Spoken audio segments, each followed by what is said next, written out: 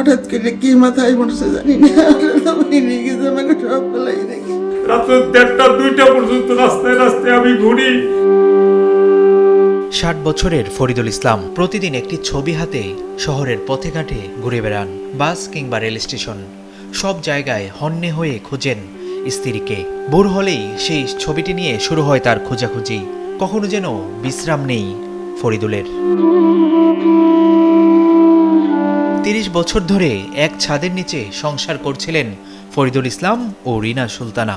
সুখের আশায় বিয়ে করেছিলেন রিনাকে। 2 বছর পর জন্ম নেয় সন্তান। তখন তাদের সুখ আরও বেড়ে যায়, কিন্তু নিয়তির বিধান ছিল ভিন্ন। সন্তান জন্ম নেওয়ার 4 দিন পর রিনার চলাফেরা ও কথাবার্তায় পরিবর্তন আসে। দীর্ঘ চিকিৎসায়ও কোনো ফল আসেনি। ওই সিজারের পর থেকে যখন বাচ্চা হয়েছে, বাচ্চা নিয়ে আসছে, তারপরে যখন কেবিনে দিছে, কেবিনে দেওয়ার পর অ্যাবনর্মাল অবস্থায় ভীত লাগতেছে। মুগদা এলাকার একটি সিসি ক্যামেরার ফুটেজে দেখা যায় গত 5 জানুয়ারি দুপুরে রিনা সুলতানা একাই বাড়ি থেকে বের হয়ে যান। এরপর থেকে তার আর কোনো খোঁজ মেলেনি। নিজের বড় মেয়েকে খুঁজে না পেয়ে পাগল প্রায় মা রাবিয়া পারভিন। তিনি জানান, বছরের পর বছর ধরে মেয়েকে আগলে রেখেছিলেন। হঠাৎ করে কি মাথায় পড়ছে জানি না, নিয়ে গেছে আমাকে সব ফেলাই রেখে। কোথায় গেছে আর খুঁজে পাইতেছি না। আপনারা একটু চেষ্টা করেন, এটা মেনে যাবেন। কিভাবে কাম করে আমার মুখে মানে না।